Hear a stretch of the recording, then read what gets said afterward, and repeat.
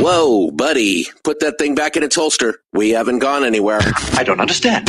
Check out the MichaelDukesShow.com for information on how to get access to the podcast. Welcome to the party, pal.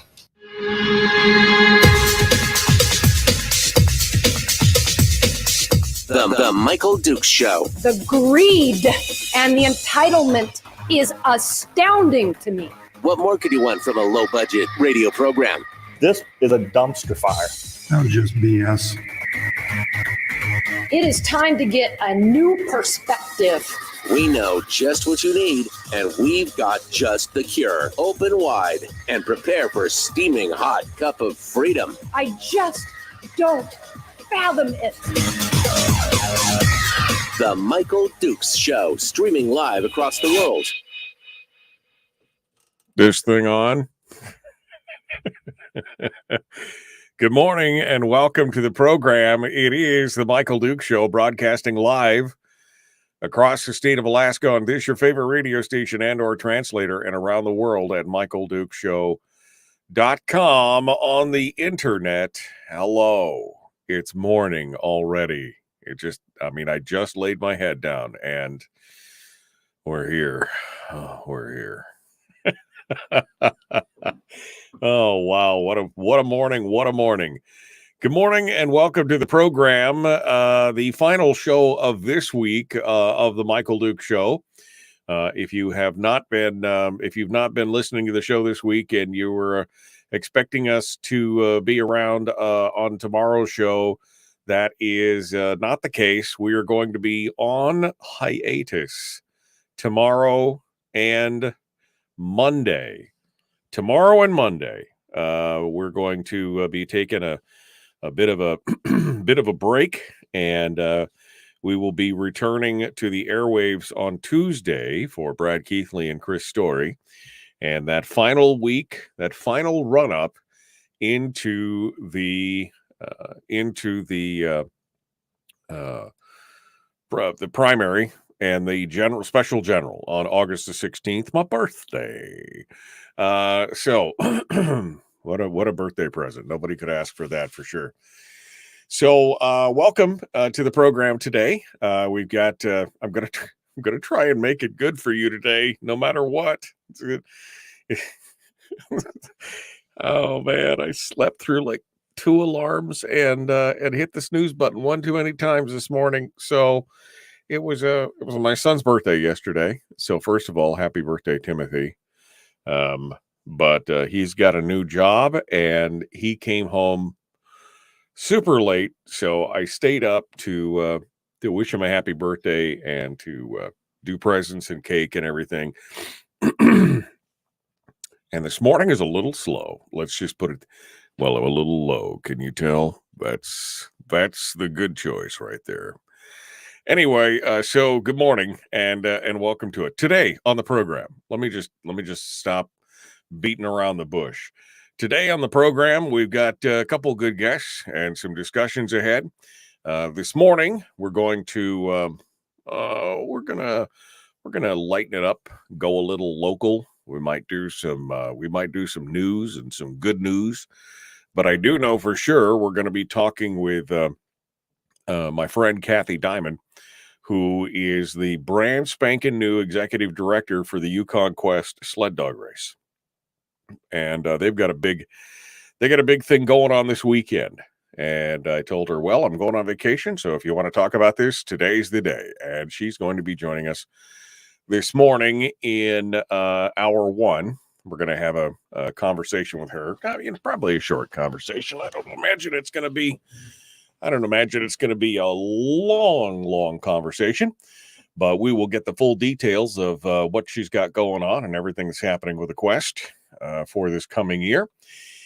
Then, I don't know, maybe we'll do some more. I got some gun stuff I want to talk about, and so we might do that because we're not going to be around for tomorrow for Firearms Friday, and I know some of you just break out in hives when we're not available for that. So that's all well and good. And then in hour two today, we're going to pick it up with our friend Charlie Pierce, who's going to come in and talk with us about his candidacy, how things are going, what's happening out on the trail, and his hope for the primary again coming up here in just a week from Tuesday. I was going to try and do the math, but it's way too early to do math right now. So that's the plan, and that's who we're going to talk about, and that's what we're going to talk about here this morning. So why not? Let's keep that going on. So I think that's all the housekeeping. I guess I should mention, since somebody explained this to me the other day, and they said, I didn't know anything about this until you talked about it just the other day, and I've been listening for a long time, and you should talk more about it. So let me talk for just a second about the Common Sense Corps. The Common Sense Corps is our fan club.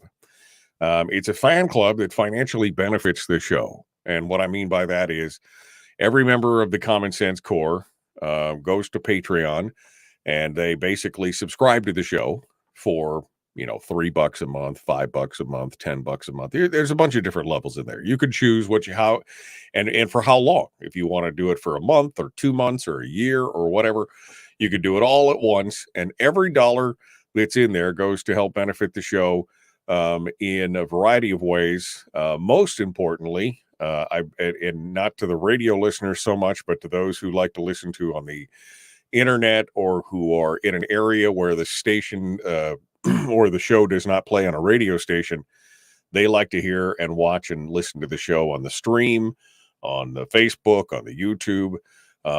And of course, all those dollars have been used over the last few years for me to buy new computer equipment, higher connectivity, software, but some equipment for being able to broadcast live on the road. I've got a one piece of equipment that I want to replace with the latest generation piece of equipment because it's much better. But these are professional. This stuff costs money, is what I'm saying. And every time I make an investment, I just updated the software that we use to broadcast. And every time you do it, it's a few $100 here, a few $100 there, 1,000 or 2,000 here. And it's through the patronage of the listenership that we're able to do those things in a more timely fashion. And so if you'd like to find out more about becoming a member of the Common Sense Corps and, a cup of coffee a month, that's basically I think the lowest membership is $3 a month or something. You can go out and check it out at my website at michaeldukeshow.com. Just click on Join the Core, and it'll take you over to Patreon, Patreon, patreon.com/MichaelDukeShow. It'll take you to that link, and you can check it out. And so if you believe in the show and you love the show and you want it to get better, well, I mean, I guess that's subjective. But if you want it to get better, and then you can help us out over there, and you get benefits like access to a private Facebook group and all kinds of stuff in there.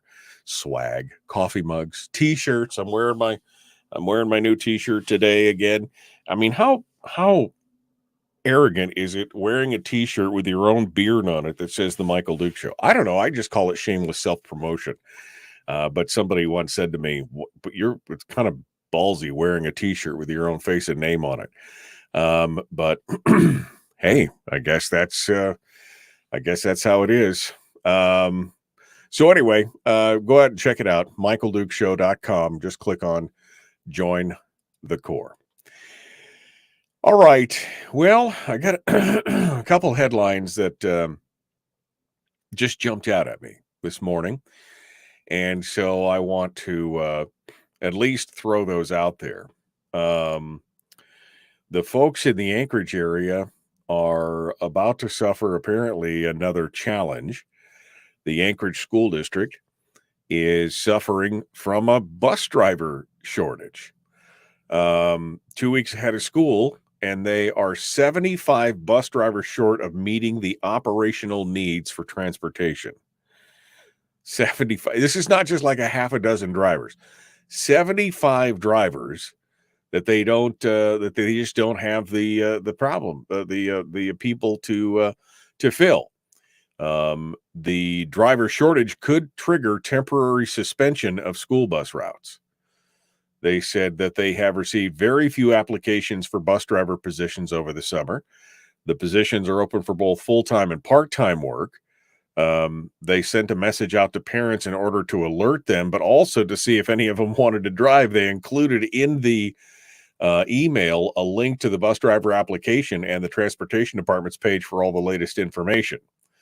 This all ties into the fact that Anchorage is rebounding in one factor, which is the job postings. The Anchorage Economic Development Corporation, Bill Popp, put a presentation out this week, and one of the new the brand new report on the state of the economy in the Anchorage area came out, and they were like, "Yay! 2022 blew the roof off. 75% increase in new job postings during the first 6 months of the year compared to the average for the same previous 4 years. The problem is finding workers to fill all the various positions. If the pandemic has done anything, it has hammered the ability to and look, folks, I've done some hiring here over the last couple of years. And I got to tell you, not just the quantity of applicants, but the quality of applicants. It seems like everybody has made a decision to, I don't know. It's a fundamental shift in work ethic. It's a fundamental shift in commitment to it. It's, and never in my life would I feel like you would expect somebody who is my age, who gets hired for a job that is a great opportunity, is going to just, give it 3 or 4 weeks and then just not show up one day. But that's happened, right? It's a whole different feel these last couple of years than from all my work experience in the last 30 years in an industry where and that's just in the media industry. It's insane. But they're saying, yeah, great, all these job postings are up, thumbs up. What about all the people to fill them? And if I heard it once, I've heard it 100. I just talked to another client yesterday who's like, yeah, we were going to do a grand opening of this thing in August, but I just can't find the people to hire to deal with this. and I had hired some teenagers, and they now all have to go back to school, and so that's not going to happen. And I can't find any full-time employees. I mean, I think it's interesting that the pandemic has done a few things. One of them has shifted I guess, people's idea of work-life balance, which is not necessarily a bad thing, but has shifted people's idea of what they really want in life. And it seems like more and more people are satisfied with, making less money, making less time, doing 2 different jobs just so that they can, I guess, enjoy life more. Maybe it allowed them to view their own mortality. I mean, Americans have always been kind of workaholics in general. Maybe now some of that started to shift with this. I don't know. But these 2 stories, the school bus drivers and the economic thing, those were just like, wow. And then there's one more story, which we'll have to get into later. But Wasilla lawmaker David Eastman has had his Oath Keepers membership come back up yet again. This time with a lawsuit challenging his eligibility for office. And we're going to talk about that here in a while. We'll hold this one off and we'll come back to it. But, like I said the other day, I agree with most of what David stands for. I don't always agree with the way he does it, but this just seems a little bit of a ridiculous stretch to me, this idea of this lawsuit. So we'll continue to we'll talk about this later this morning. How about that? All right, we got more coming up. Kathy Diamond with the Yukon Quest is going to be up next. She'll be joining us from Fairbanks, and we'll get some details on that. We'll take maybe some calls after that. I'm not sure, or maybe I'll just talk about some of the other stuff, this lawsuit and whatever. And then Charlie Pierce will be joining us in hour 2. It is the Michael Duke Show. Common sense, liberty-based, free-thinking radio.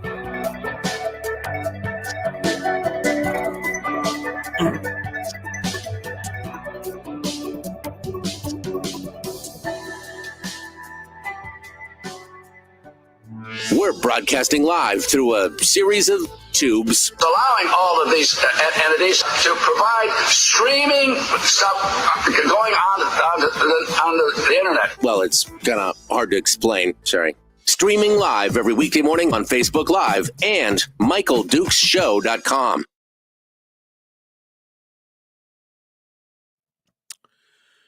Howdy.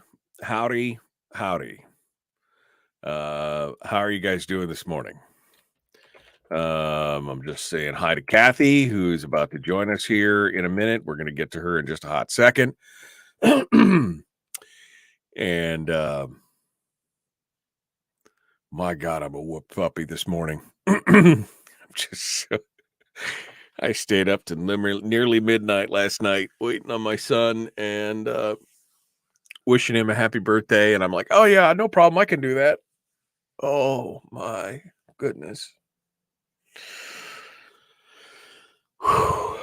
Okay. So you'll have to forgive me if I'm a little disconnected. Discombobulated. If I'm a little discombobulated today, you'll have to forgive me.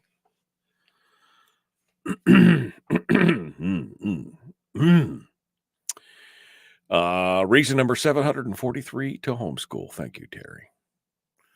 I wouldn't want to drive a bus for undisciplined children out there today. If there's no buses, the teens won't be going back to school, will they? No, I mean, that's the thing. Yeah. What? No drivers? Why do they hate children? Why do they hate children? That's a good question. Why do they hate children? I mean, I'm with you, Brian. Of course, there is a lawsuit not going to beat him in an election. Talking about the Eastman lawsuit. Yeah, that's quite possible. Is the government, state, or federal financing this sloth that is causing the worker shortage? I don't know, Randy. I don't know. The struggle is real. like coming into Wasilla today, let me know if I can pick you up anything in my email or coffee. I don't know, Tawny. The struggle this morning is real. You're getting older, harder to stay. This is Christopher. You're getting older, harder to stay up even on New Year's Day. Yeah. Well, I kind of burned the candle a little hard this week because I was getting ready. You know, when you go on vacation for a couple days, like a Friday and a Monday, you feel like you got to do 10 days worth of work just to be able to take those 2 days off. So I've been burning the candle pretty hard and staying up pretty late the last few days. And so this is just like, this is just like the icing on the cake. All right. I guess we should get ready to talk to Kathy. Should we? I think we should. Let's bring Kathy Diamond on the program here this morning and talk with her about everything else. We're going to get her set up and we'll get started. Good morning, Kathy. How are you this morning? Good morning, Michael. I'm awesome. Wow, you're super loud. Hold on a second here. I got to adjust all this stuff here. I'm too awake for you. You're way too awake for me. You're like up close and personal. Hello. You know, it's all good. All right. Well, Kathy's a good friend of mine, and she's the brand new, like I said, freshly minted executive director of the Yukon Quest Alaska sled dog race. So we're going to talk with her here in just a hot second about all the goings on that, and then we will. They got a big shindig going on this weekend. It's going to help support the race and everything else. So I'm glad you're awake. That's all I can say. I'm glad you're awake this morning, ready to go. All right. Well, Kathy, hold the line. I'll be right back to you. Okay. Don't just hang out in my virtual green room, drink my virtual coffee, eat my virtual donuts. All right. I will do that. Don't eat the ones with the sprinkles on them. All right. Those are mine. Okay. Okay. You got it. All right. We're going to talk with Kathy Diamond here in just a minute. We're about 50 seconds out or so. So if you guys would like, do me a favor. Give me the like, the thumbs up, give me the share, and do all the YouTube-y stuff. If you're out there on YouTube, hit the subscribe button and ring the bell. And if you're on Twitch, then you could follow the show and do all the things, man. Obey. That's, I've got 16 likes, 42 people in the show right now and 16 likes. You guys you're failing. You're not doing it. There's 42 of you. There should be 40 likes. Oh, God. That's all I needed. In the morning was a reminder that we're about to go back live. All right. Here we go. The Michael Duke Show. Common sense, liberty-based, free-thinking radio. We're going to do this. We're going to do it right with style. Let's go.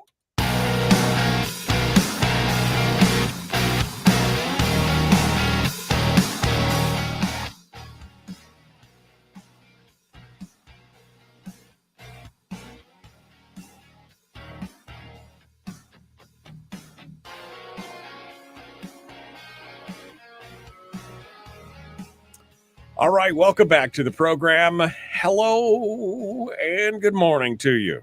Thursday, my final work day for the next 4 days. But before we go out, and I'm mentally on vacation half the time anyway, so what does it matter? Kathy Diamond is joining us this morning. She is the new executive director for the Yukon Quest sled dog race, and she comes on board this morning to talk with us a little bit about the race, the organization, her taking over, and of course the big shindig that's going on this Saturday. And we welcome her to the program. Good morning, Kathy. Good morning, Michael. Good morning, bright and sunshiny and bright-eyed and bushy-tailed. My exact opposite this morning, so it's all good. You didn't see me 10 minutes ago. We're good. Well, it's good. Hey, look, you have no idea how much it takes to beat this beard into submission sometimes in the morning. I don't have that problem. Exactly. I know. It's all good. I lose it all on top. Don't even have to comb my hair anymore. But boy, that beard, you get a brush and a hair dryer and a blowtorch and we'll get it all done. All right. So Kathy, last time we talked, you were not the executive director of the Yukon Quest. Tell me what's going on over there. That is true. I'm still in that other job that I had before, but I am now the executive director of the Yukon Quest. I started about a month ago. We are working hard to put on a slate of races for the 2023 racing season. and I am excited about what we've got going on. Now that's super good. I have a little bit of a soft spot in my, excuse me. I have to my my speaking thing is not working. I have a little bit of a soft spot for dog racing. I've been broadcasting and announcing the Open North American Championships, Yes. which is the sprint. It's like the drag racing of dogs versus the Indianapolis 500, right, of dogs. I have a little bit of a soft spot on that, so I love to see this Alaskan sport really do some amazing stuff. And of course, the Quest is a lot of people haven't heard, everybody's heard of the Iditarod, but not everybody's heard of the Quest, although I would think that sometimes the Quest is much harder than most people give it credit for. And so this is an exciting thing for those people who are living in other parts of the state that have no idea what the Yukon Quest is. Give us a quick thumbnail of what it covers. Traditionally, the Yukon Quest was an international race between Fairbanks and Whitehorse, or Whitehorse and Fairbanks, flopped year to year. So one of us had the start and one of us had the finish. Thanks to COVID, we can't cross the border easily, even out at our remote location where we cross the border to go with the trail. So since COVID hit us in 2020, our 21-22 races were both on either side of the border. We did them on each side. Again, because of COVID reasons and some other things going on in the background, we are doing separate races again this year on the Alaska side and the Yukon side. We're still really hopeful that we can get that traditional 1,000-mile race back that goes across the border. Okay, so explain that to me. So racers in Alaska mush from Fairbanks to the border, and racers in Canada run from Whitehorse to the border. Is that kind of how it We're doing it a little bit. We're each doing our own races on either side. So the Alaska side, we're going to have 3 events this coming February. Our feature race is a 550-mile race that goes from Fairbanks, following the traditional Quest Trail out to Eagle. And then we're going to drop down like we normally do and head over American Summit. But instead of heading out east towards Dawson City, they're going to head down to Chicken. We're going to go down into Chicken on the Taylor Highway, and then we're going to go down to Tok to finish at 550 miles. Okay. And they're doing something similar on the Canadian side. Yes. They're going from Whitehorse out to Dawson City. And right. But ideally, what you'd like to see is that cross-border championship happen, because I mean that's really the ultimate race. Is. And this race is again a little bit. It's not as famous as the Iditarod, but it is. I mean, it's just as rough. It's just as, and in some ways even more challenging. Yes. So this is a good thing. Obviously, the pandemic has been hard on a lot of organizations, nonprofits, especially not-for-profits, and of course, organizations like this that are, based on people getting together and doing things and everything else. So taking over for the Quest now this has got to be quite a challenge. It is quite a challenge. We're basically trying to grow from the ground up again on our Alaska side, just because we're kind of stuck doing stuff on either side of the border rather than crossing it and able to work together. And of course, this race has got quite a following. It's been going on for many years. How long have they been running the Quest? 1984 was our first Quest. Yeah, I was just going to say, I remember hearing about it first in the when I was a young boy. Yeah, so it's good. But I'm glad to see that you're continuing the tradition. This is a very good, and again, like I said, a very Alaskana thing, and I love it. I love very it. much so. Yes, me too. Brian in the chat room just said chicken. Where the hell is chicken? Which, by the way, that's their local slogan, right? That's the bumper sticker. Is exactly. Yes.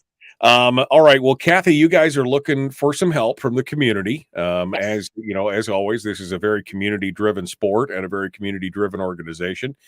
And so you guys have got like I said, a big shindig going on this weekend. Tell me what's happening. We have our sign-up day, so our mushers that are local in the area are going to be coming in on Saturday, starting at 11 o'clock to sign up for the race. We will do sign-up day with the mushers from 11 until around 2-ish.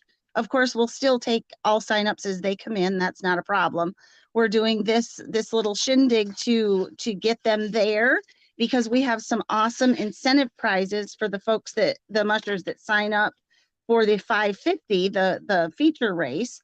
We've got the mushers are going to be in a drawing at the end of the day, about 3:00. We'll be doing a drawing for one of those mushers that signs up and is present to get their entry fee back. So they may pay us to get entered into that, and then they may get it back by the end of the day if they stick around. Nice. We've got some mittens from Apocalypse Design. Laughing Husky Enterprises is giving us some sled repairs. Water Wagon has offered some water. We've got Tamarack Knives giving us a Bowie knife. We've got 250 booties from Cold Spot. We've got some gift certificates for some restaurants. And I've got a brand new incentive this year that I'm working on myself, that my husband and I kind of came up with to see how it'll go. And any musher that enters on this day, anytime, so it doesn't have to be between 11 to 2, but sometime on Saturday, our official sign-up day, they're going to be able to choose their start position at the start banquet. So we're gonna, before we do the traditional draw, Right. any musher that showed up for this event is going to have their name put in a hat. Those mushers will be pulled, and they get to actually say, my favorite number is 5. I want to start with the 5th position, or I want to go out very first. I want the 1st position, or very last, whatever their favorite position is, or whatever they traditionally run. So this is like a pick your pole position. Yeah. Yes. But it's done at the start banquet just before we do the regular draw. Right. And so you draw a name out of the hat and say, where do you want to be? You want to be tail end Charlie, or you want to be leading the pack? That's exactly. Or do you want to be number 7 because it's your lucky number? Right. Exactly. Well, that's kind of fun. That's good stuff. And so where's the banquet? Where's your function going to be held? And again, 11 to 2. So where's it going to be? Right at our headquarters, 550 First Avenue in Fairbanks. Okay. And that's the old City Hall, right? Yeah, the old Chamber of Commerce, City Hall, Visitor Center, old log cabin down there. That thing's been everything for a long time. The log cabin. I love that log cabin. That log cabin downtown is good. You mentioned it's going to be the feature race, and I guess I'm a little slow this morning, but you did mention earlier that you actually have several different events. So you've got the main race, the 550. What else? What other races is the Yukon Quest putting on? This go around. Okay. Following the 550, once all the racers for the 550 are out on February 4th, we're going to start our 300-mile race, which is from Fairbanks, following the Quest Trail, all the way out to Circle City, and then they will come back to finish in Central for 300 miles. That will also become a qualifier. So it would qualify anybody that runs that and finishes would qualify to run the Iditarod or a larger race, one of the larger races down the road. Right. Then our third race is a fun run. It's 80 miles, Fairbanks to Two Rivers. Then they'll have a 6-hour stop at the Two Rivers checkpoint, and then we'll restart them back to Fairbanks, and they'll finish in Fairbanks. This is also going to include junior mushers. So this is almost like a sprint race in the long distance one. This is the short relay on the way back. Well, it's good. I mean, I'm glad you guys have seen. I'm glad you guys have come up with different ways to engage the people and try and make the best of this. I mean, I can't believe it. We're 3 years into this pandemic thing, and we're still trying to figure out how to get back to normal on this stuff. So it's been really hard on various organizations to try and deal with all this and everything else. I'm super excited. So downtown, First Avenue, the log cabin, Saturday, 11 to 2. You guys are going to have what? Music, dancing girls, food. What else is happening? Just give me all the details. Okay. We're going to, along with our sign up day that day, we're also doing our volunteer picnic. So anybody that has been a volunteer in the past or wants to be a volunteer is more than welcome to come and hang out with us that day. We're going to have hamburgers, hot dogs on the grill, sides. We're going to have a silent auction. We're going to have some door prizes. We've got a whole bunch of stuff going on that day. Kit Carson is going to come and play for us. It's just going to be a fun day. Well, that's great. And I'm assuming that you want more volunteers. I mean, you said it's a volunteer picnic. People who have volunteered, who want to volunteer. These organizations like yours depend a lot on people who are just passionate about it. I'm assuming that you're still looking for volunteers to help out with the quest Always. in February. All right. Always, yes. Well, Kathy, I'm excited to see what you're doing here and to what you can do for the organization. And I'm excited, like I said, for the quest to get back to normal. And I hope that you have just a bonzer turnout on Saturday for this. This sounds like I hope so too. Yeah, no, this is a good opportunity for folks to find out what the real Alaska is all about, right? And right? This will be fun. Any final thoughts before I let you go this morning, Kathy? Just that, our president said it best when he sent a message out to our mushers yesterday saying this racing season is going to be a pivotal time for our future of long distance racing in Alaska, in Canada, in the world. He's had some great conversations with the Canadian board president. We're still working on a big slate of races for 2024 as well. Well, that's good. Now, where can folks go to find out all the information about this and more? We have a Facebook page under Yukon Quest Alaska. So we're on an Alaska side now. Our YukonQuestAlaska.com website is up and running. It's kind of sparse right now because we're still building it. But it is there. The sign-up forms are there if you would like to download them. We'll get our rules out there. We'll have more information. And I'm looking to put I found an article yesterday on 1984, the start of the race, that I'm going to post out there today. Oh, great. Some more history of stuff Yeah. that we'd love to see. All right, this Saturday, downtown in Fairbanks at the Log Cabin, 11 to 2, the picnic, the volunteers picnic, and the sign up for all those people who want to do it. What's your average pre-pandemic, what was your average number of mushers and how's it been since then, just so people can have an idea of how you guys have been affected? We were hitting 25, hitting our max on our number of mushers in the race. We're still going for a max of 25 this year, but we've had down as low as 10. Okay. Well, so you guys need the help of the community. And of course, we need to keep Alaskan dog mushing alive. And this is another way to do it. So I'm excited to hear it. I'm excited to see you over there, Kathy. I'm happy to see it. So couldn't have picked a better gal as far as that goes for it. So I appreciate it. Thank you much, sir. All right. Well, Kathy Diamond, Yukon Quest, again, YukonQuestAlaska.com, on Facebook as well at Yukon Quest Alaska. Thank you for coming on board, and we will see you. We'll see you soon.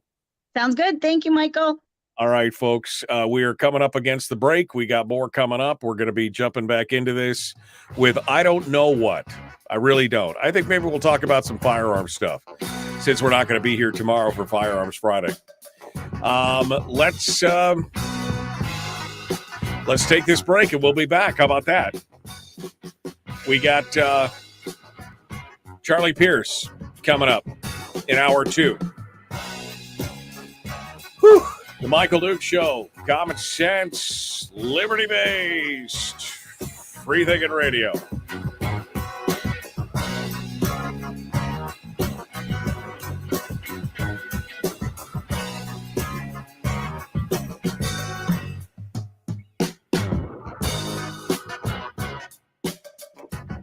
If you missed the show, you can listen to it on your time with Dukes On Demand. Oh, and it's free. Like America used to be.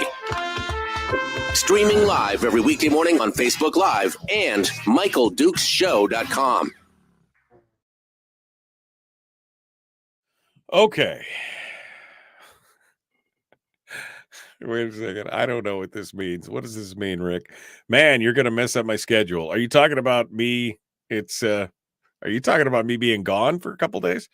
I mean, I'm sorry, but man, don't you need a break? Well, you milk cows and stuff, so probably you don't ever get a break. But I mean, come on. I mean,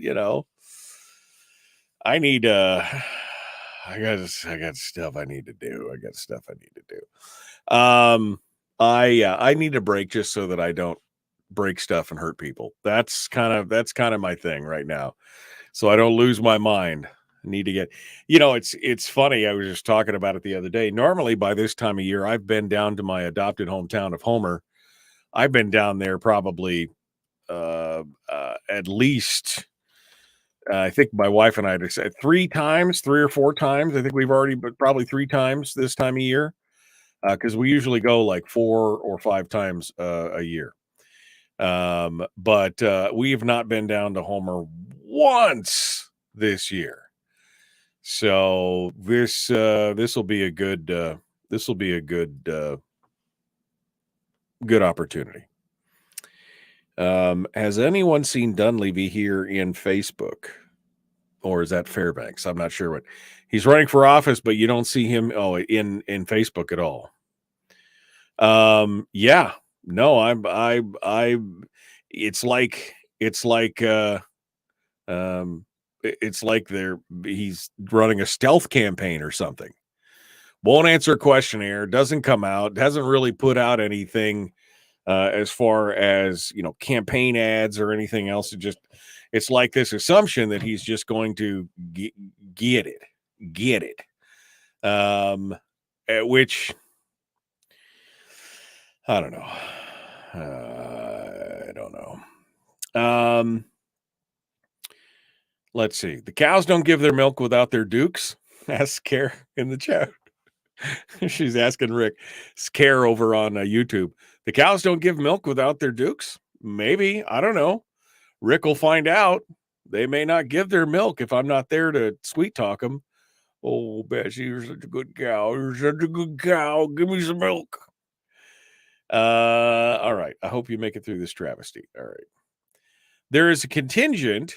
Oh, this is an interesting comment. Brian, care to expand on this? Brian says there is a contingent who doesn't want to get back to normal. We were talking about pandemic and all that other stuff. There's a contingent who doesn't want to get back to normal. Yes, I would. That is possible. I mean, I've still talked with a few people who are like, well, I would do that, but COVID and everything. And I'm like, what? What are you talking about? I mean, people are still getting sick with COVID. I mean, I've got employees out, and it still happens. But I think we've got to, we've moved well past the pandemic stage and we're into the endemic stage, right? So I don't understand why there's still this hullabaloo about all this stuff. Terry says that contingent is Canada. I don't think they're just in Canada, Terry. I think that they're here too. I think that there is a bunch here too who would just be like, oh, no, I just, Brian follows up with that says they like control. Some people like the fear. That, unfortunately, is true because fear turns people into sheep. They're very easy to control. They're very easy to control when they're fearful. I, on the other hand, I don't like to be told what to do. So this is probably why I'm a libertarian. That's probably why it is. Good morning. Paul just popped in from Kodiak. This is how Paul enters the chat room every day right here. That's Paul, like he's like Kramer on Seinfeld. He throws the door open and stutters to a stop, and that's how he enters the room every morning, to which I just chuckle gleefully. I hope that you are going to be talking with her opponent and supporting her opponent, Paul. That's at ease Louise needs to go. At ease Louise needs to go. Okay. You said intercourse. Sorry. Oh, it's my juvenile mind. All right. 30 seconds from rejoining the radio. How are we going to do this? I don't know. Usually I'm all prepped and ready. Today, we're winging it by the seat of our pants. But that's okay. That's okay. We will make it. It's just radio. Nobody's going to die, right? That's how I look at this. It's just radio. Nobody's going to. Let's get back to it. Here we go.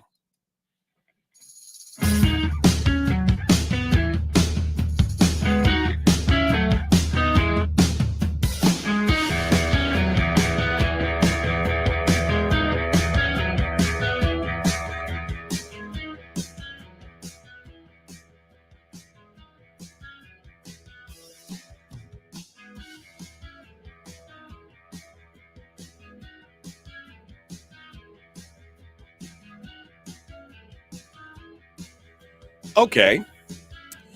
Well, let's see.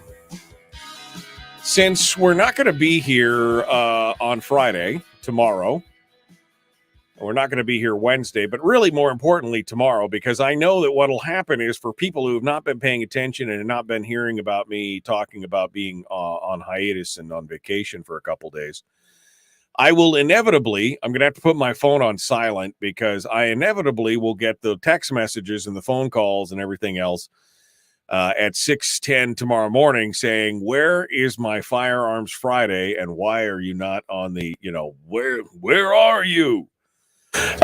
So to try and prevent some of that and to prevent some of you from going into toxic withdrawal, we'll do a little bit of firearms goodness here this morning.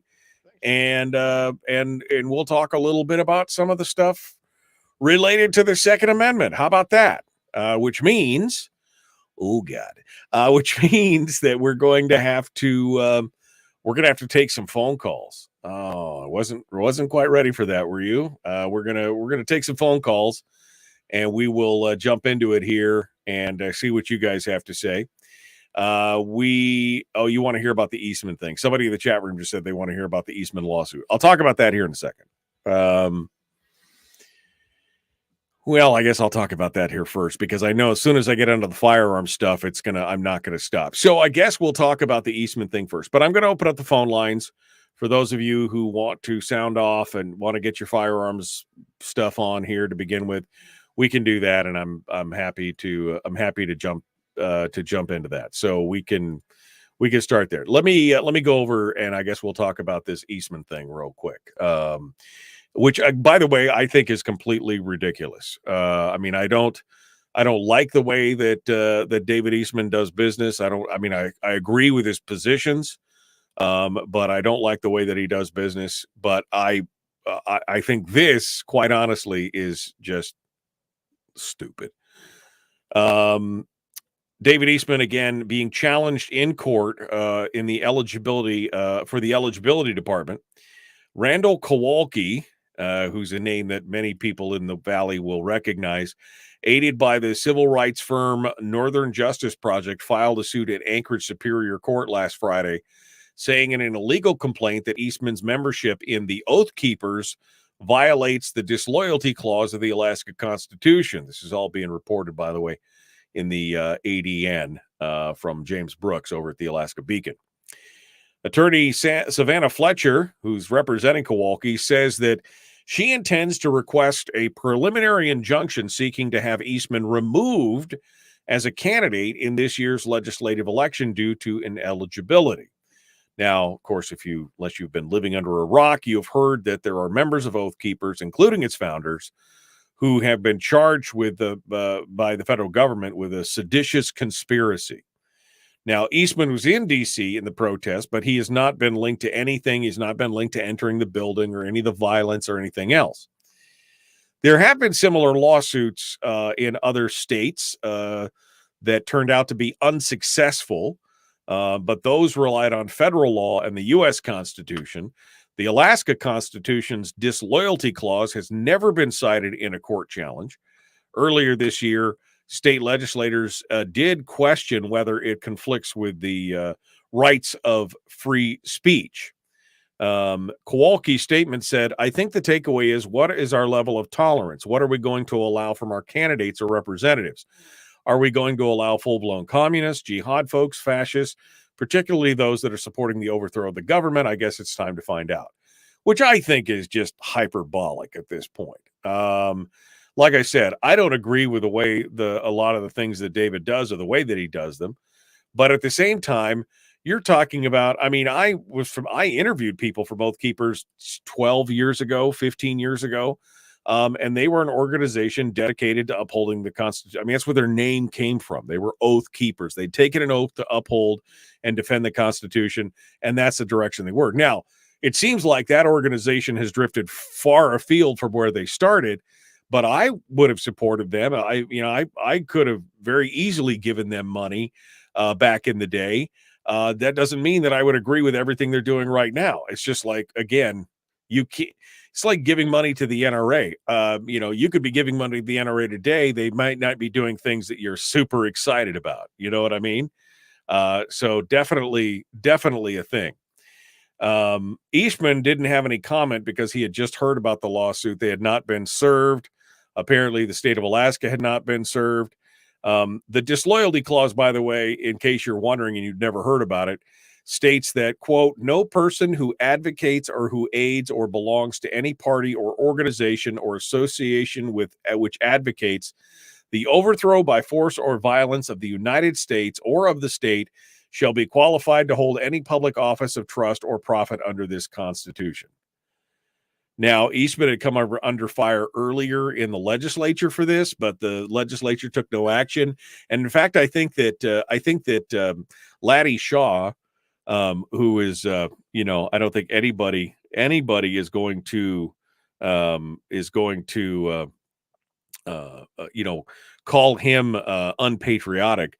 Laddie Shaw basically had, I think, just a dynamite commentary on this when they were talking about this in the legislature, basically saying, you can't hold one person accountable for an organization that he joined years ago, and that everybody should have a right to free speech and association as long as they're not personally advocating for a lot of this stuff.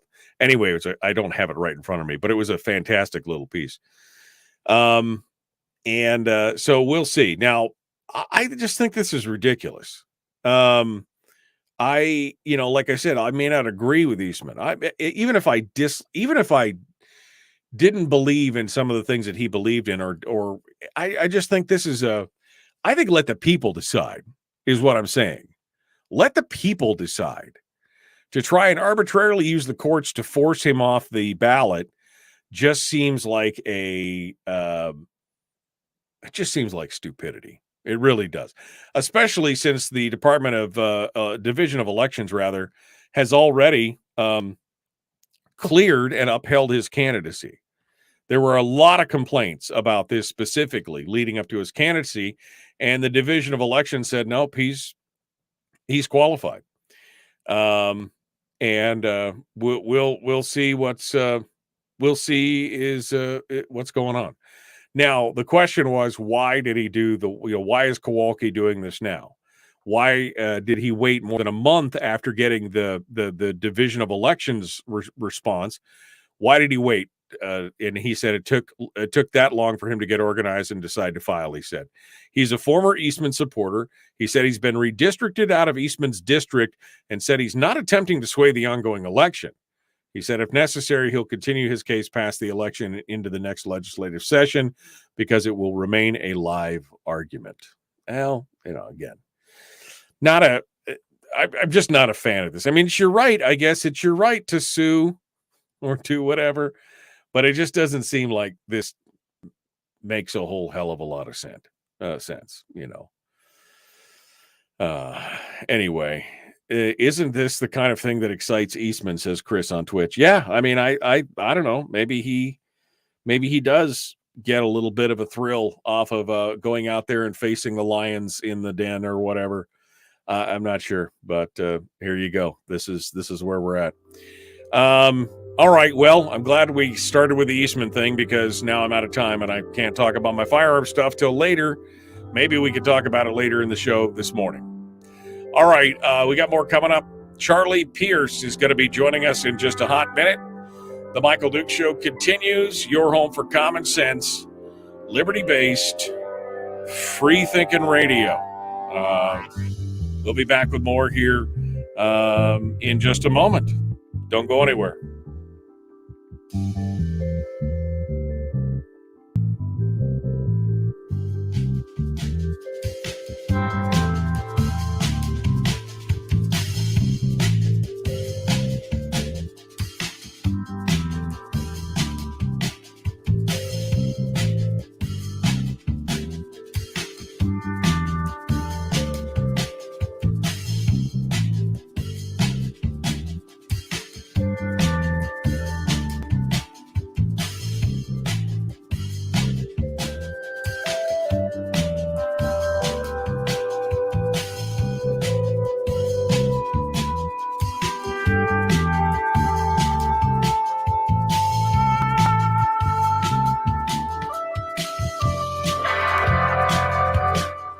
All right.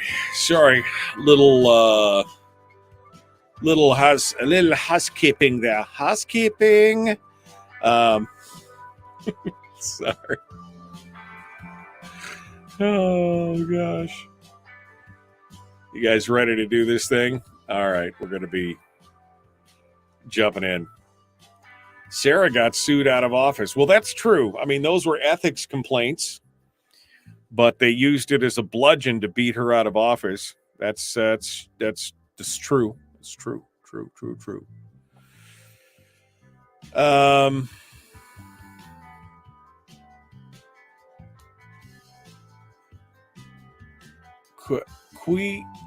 I don't know what you're trying to say here, Kevin. Quay direct resumed of Mayor Nagin during Katrina. I don't know what that is. That a result? Is a direct result of Mayor Nagin during it? I don't know exactly what you're trying to say there, Kevin. It sounds like you need more coffee than I do this morning. You need more coffee than I do at this point. All right, Rick. I just saw your message come across. So I guess I will. I got to switch profile so that I can see messages across different platforms. It's crazy. All right, let me go over here and see. Murkowski has just dropped a new bill. It's all about timing. Rick is asking about Murkowski's. She's got a new bill that opens the Arctic, and he's wondering about the timing of it and everything. This is not surprising. Senator Lisa Murkowski, a leader on Arctic issues, introduces the Arctic Commitment Act, a comprehensive legislation to address national priorities in the Arctic region. It's sponsored by Angus King and Lisa Murkowski. It includes a wide variety of Arctic-focused provisions pertaining to national security, shipping, research, and trade. Look at me. I can bring home the bacon. That's what it's all about. It creates a bunch of different committees. It amends the different, all about climate. This is much ado about nothing. I mean, the bill doesn't really do anything except for saying, look at me, I'm able to focus the business on the Arctic. And that's where it comes down to. That's what it is. Set up a double espresso for Kevin. Yeah, I'm not sure exactly what Kevin was saying this morning. It looked, at first I thought it was Latin. Qua directus resumt of Mayor Nagin during Katrina. And I don't know exactly what that means, but I feel you, baby. I feel you. Look at this. We have the technology and they can be taught. Mayor Charlie Pierce joins us this morning on the program, and we're about to go side by side. Boom, just like that. Look at that. Good morning, Mayor. How are you doing? Good morning. Doing well. Thanks for coming in, and thanks for doing the video thing. I mean, that was a last minute deal. I'm kind of excited about all this new software. Everybody wants to be seen. So we're gonna do this. There. I'm sorry, you broke up there. What was that? You got new toys in your studio there, I see. I do. I've been putting this off for a long time, and I finally said, when my other software thing kind of blew up and crashed, and I'm like, you know what? I'm just going to have to bite the bullet, spend the money, and voila. Now I've got I haven't even figured out half the things this thing can do. So, but it is nice to be able to see people and talk with people this morning and be ready to go. I'm going to be down in your neck of the woods this afternoon, and it looks like it's a beautiful day down there as it is here in the Wasilla area. How's it looking? Yeah, it looks really pretty this morning. Sunrise early, and it's a gorgeous day. Little clouds out there, but it looks like it's going to be a nice warm day. Okay, good. Well, we are coming back into it here. I'm going to put you back in the green room and let you hang out for just a second, because we've got more coming up here. So don't go anywhere. We'll be right back to you. And Mayor Charlie Pierce will be our guest, and we're going to be talking with him about his candidacy, about the elections, about everything else, and how people are feeling, which I'm sure is kind of frustrated. That's kind of the overall feel right now for people. They are frustrated. But Mayor Pierce is going to be hanging out with us here. You got about 2 minutes, 2.5 minutes here, Charlie. So just hang out and we'll be right back to you. Kevin McCabe said, okay, so Kevin is he's clarifying what he said earlier. Oath Keepers sprung out of the gun confiscation by Mayor Nagin during Katrina. As they grow, though, they did not establish a board of directors. No, I mean, I think that was the kind of thing. It grew. It was an organization that grew in effort, but they had no, I think they didn't really have any good leadership or steering of kind of the vision of where the group was going to go. Like I said, when I first interviewed, I don't think I interviewed Stuart Rhodes. I interviewed somebody else from Oath Keepers like a dozen years ago.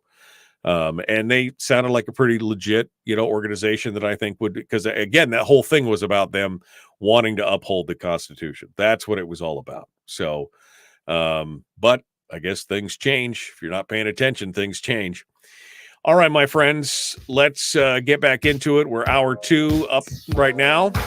Hour 2 bound and down. Mayor Charlie Pierce is going to be our guest. The Michael Duke Show. Common Sense Radio. Let's get to it. Here we go.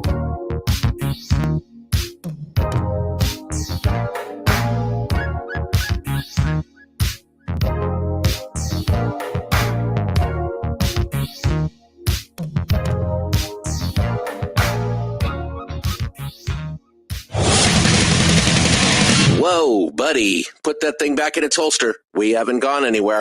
I don't understand. Check out the MichaelDukesShow.com for information on how to get access to the podcast. Welcome to the party, pal.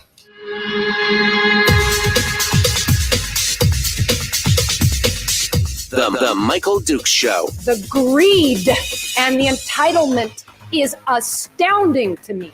What more could you want from a low-budget radio program? This is a dumpster fire. That was just BS. It is time to get a new perspective. We know just what you need, and we've got just the cure. Open wide and prepare for a steaming hot cup of freedom. I just don't fathom it. The Michael Dukes Show, streaming live across the world. That's right, streaming live around the world on the interwebs at michaeldukeshow.com, where you can get the live stream and all the links to our social media sites. You can become a member of the Common Sense Corps to help financially support the show. You could find all the stuff, the podcasts and everything there, plus broadcasting live across the state of Alaska on this, your favorite radio station, and or FM translator. Welcome to Hour 2. Quick reminder, I will be off tomorrow and Monday. Okay, I'll be returning on Tuesday. I've been saying it all week, but again, I don't want to get all the text messages and phone calls at 6:05 tomorrow morning when we don't go live because I will be asleep. All right, I'm not going to be there. So we're off. This is the final broadcast day for this week, but we will be returning next Tuesday. In this hour, we're diving into it right now with our second guest. Our second guest of the morning. And that is Mayor Charlie Pierce, who is the mayor of the Kenai Peninsula Borough. And he is also, of course, a candidate for Alaska governor. And he joins us this morning to talk about stuff and more. Good morning, Mayor. How are you doing this morning? Doing well. Good morning, Michael. Good morning, sir. Thanks for coming on board. Now, Charlie, this is the go time. I mean, this is it. This is the rubber hitting the road. As I noticed, since you returned one of my text messages at 2:00 this morning, you are burning the candle hard, getting ready for this final stretch here into the primary, which is again, this is the make or break time, because this is how we get down. This is how we get down into it. We've only going to get 4 in the end, and you've got to get your place there. So tell us how things are going in the campaign and what's happening right now.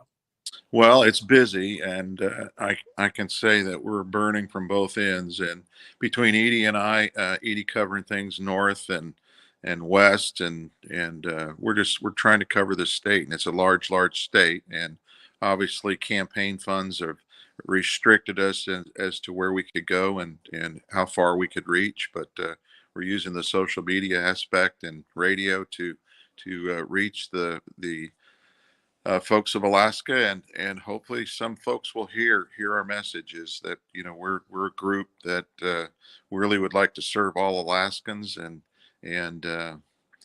try to shy away from the special interest and really focus on connecting lots of dots. There's a lot of dots in this state that we've heard about, that I call them dots because I think there are many issues in this state that folks are concerned about. You mentioned earlier in your show that there's some folks that still haven't got over the event that we went through. That's year 3, and we're still kind of squandering in it and trying to find that normalcy if we can. But here we're faced with high inflation and faced with a recession again, and Alaska is always the ones that linger the longest. We have these effects affect us longer than other states. And you look at our economy and you look at our opportunities. I think there's many opportunities, but I just don't think we have decision makers or business people in there taking advantage of those opportunities.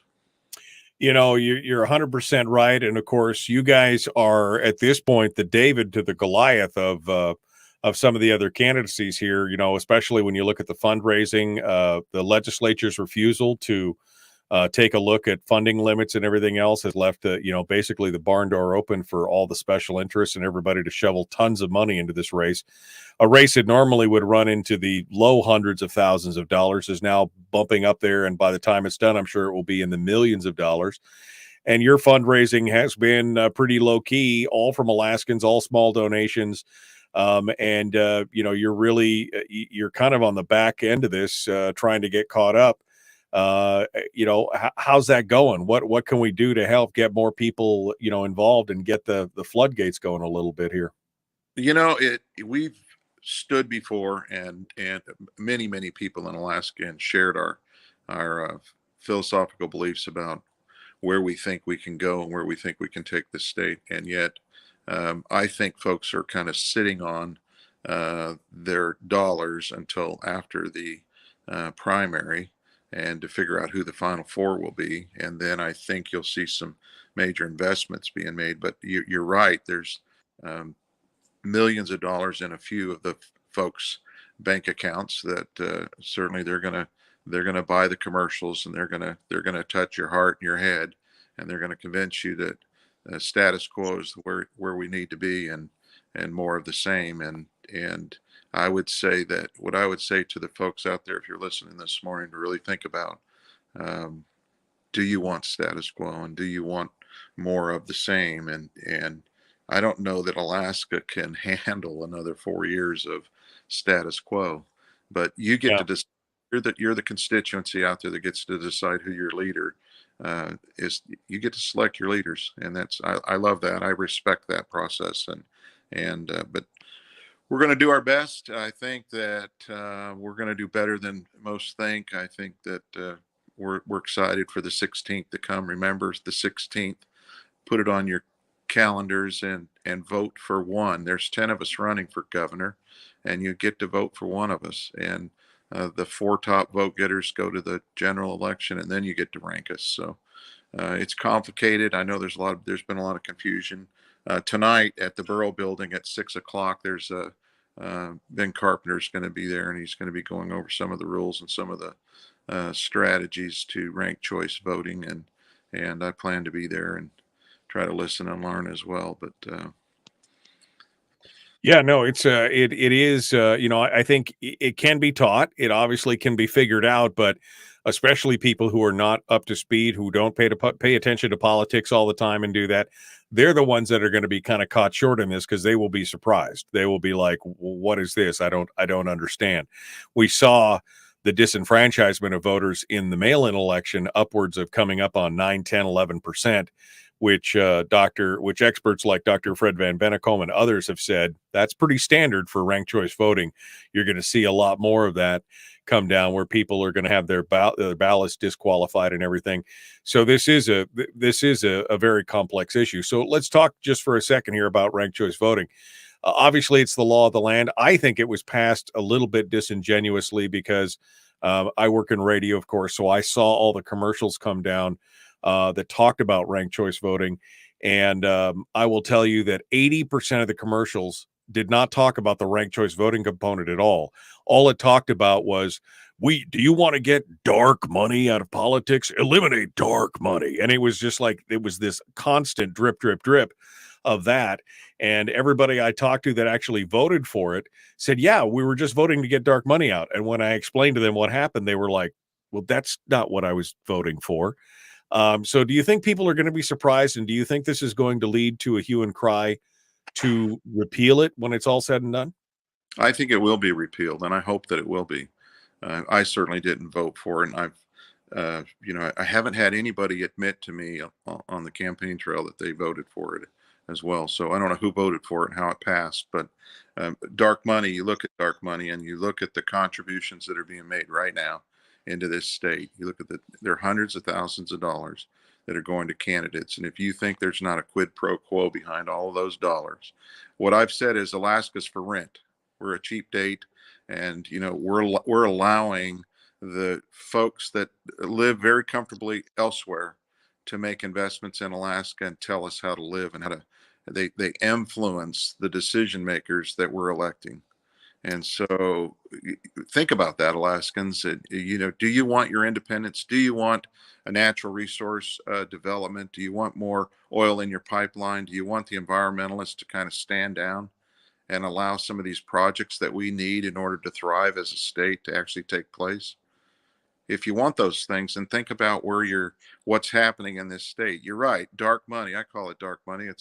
But you got candidates that would argue that no, I don't think there should be any limits on campaign contributions. Right.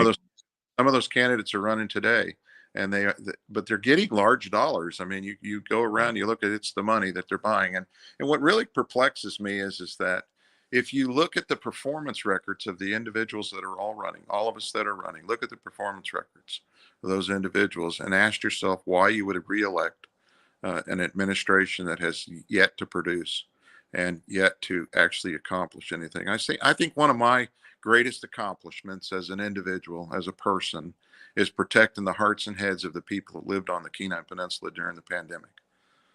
I kept this place open. I was the one that argued for frontline doctors of America to be able to come in and treat the sick and the dying. And lots of folks died needlessly. And yet we forget. We seem to forget. We forget quickly and we forgive. And I guess it's just a matter of just being comfortable, and it's too much of a trouble to worry about and try to look into others, try to figure out who people are. And so we'll just stand down with the status quo. Well, Alaska will get what we deserve because we'll get 4 more years of status quo. Zero production, zero right. Let's talk for just a second now about some of the strategy with ranked choice voting, because you're right. I think a lot of us don't want the status quo, but a lot of us also don't want to go backwards.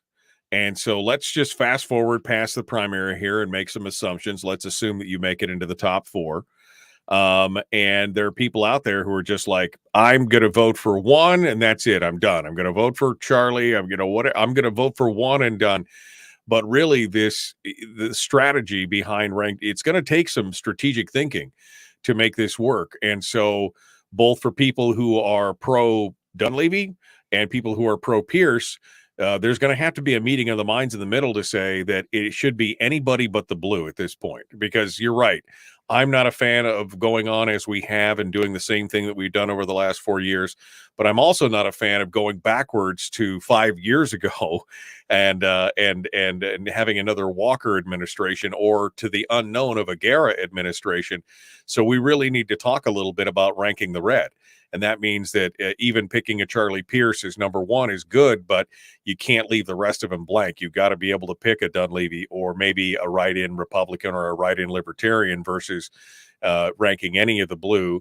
Or if somebody is fine with Mike, they should be picking Charlie Pierce for number 2, just in case. I mean, I think there has to be a little bit of that thought process in there. It can't just be I'm mad as hell and I'm going to vote one and throw it in, and that's going to be it. You got to think more strategically.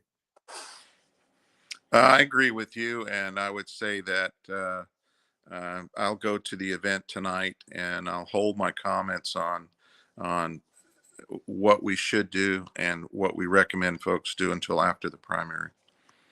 So the primary will come and go. I think our race has been to focus on the primary, make it Right. into or be one of four, and we'll see where we go from there. But um, I would encourage folks on the peninsula to show up at the Borough Building at 6 o'clock this evening, and there'll be some insightful Be information. strategic. Yeah. Okay.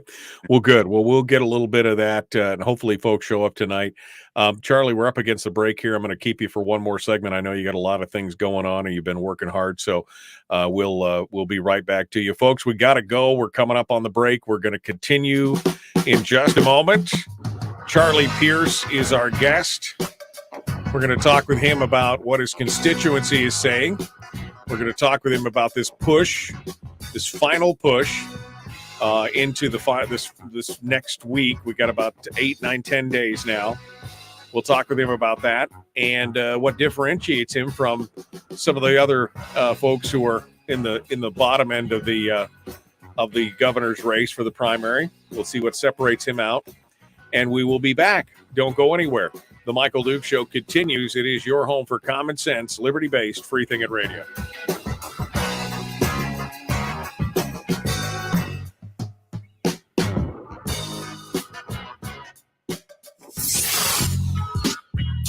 What is that?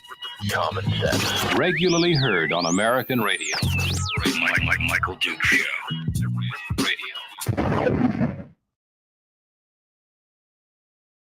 Okay, we're in the break right now. Charlie Pierce is our guest. We got about 4.5 minutes before we have to rejoin. And then, like I said, we'll take Charlie for one more segment just to kind of get some more information. I'm trying to get just folks exposed to the idea of Charlie Pierce, people who may have never heard of him. Charlie, I know you guys have been working hard up in places like the interior. Obviously, the Mat-Su is a great secondary target because it's the second reddest district in the whole area in the whole state. But I know you've been working up in the interior as well. Tell me a little bit about how things have been going out on the road and the response that you've been getting from folks in communities outside of the Kenai Peninsula Borough, people who've probably never heard of you. Well, I'd say that if I had 45 minutes to an hour with most folks, I think I leave them with at least leave them with a process where they have something to think about. And I think that's what we've tried to do. We've been from Fairbanks. We tried to make it into Barrow, and we flew over Barrow, almost made it, but we were turned around due to weather, and we haven't been able to make it back up there. But we've been really hitting it hard between Fairbanks and Homer, and we put a lot of miles on our cars, both Edie and I, and there's been a lot of travel. There's been a lot of travel, a lot of airplane rides, and we've talked to a lot of folks. And I think the number one thing that I'm hearing is just concern for the economy and a lack of certainty as to where we're going. Where's the state going?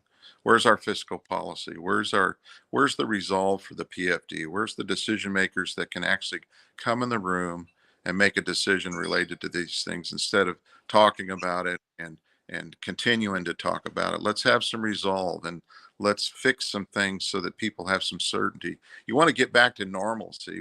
You would think that your government would work normal too, to where they'd all sit in the room, elected officials would sit in the room and grovel over and haggle over the issues, and at the end of the day make a decision.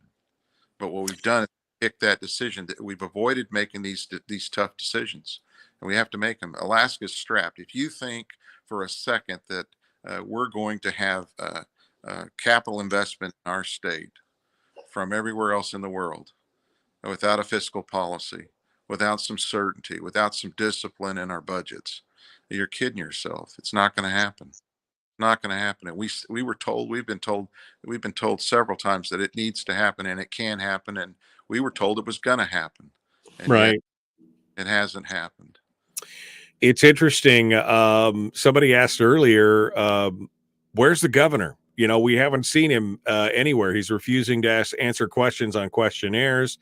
He's not been out and around the state. I mean, you've been Ketchikan, like you said, up to Barrow, Fairbanks. I mean, you've been trying to travel the whole state comparatively a shoestring compared to what the governor's got in his war chest. And you've been out there meeting the people and talking to them, and the governor's running some kind of stealth campaign where he's just kind of sitting around. I mean, that's a kind of an amazing comparative to me.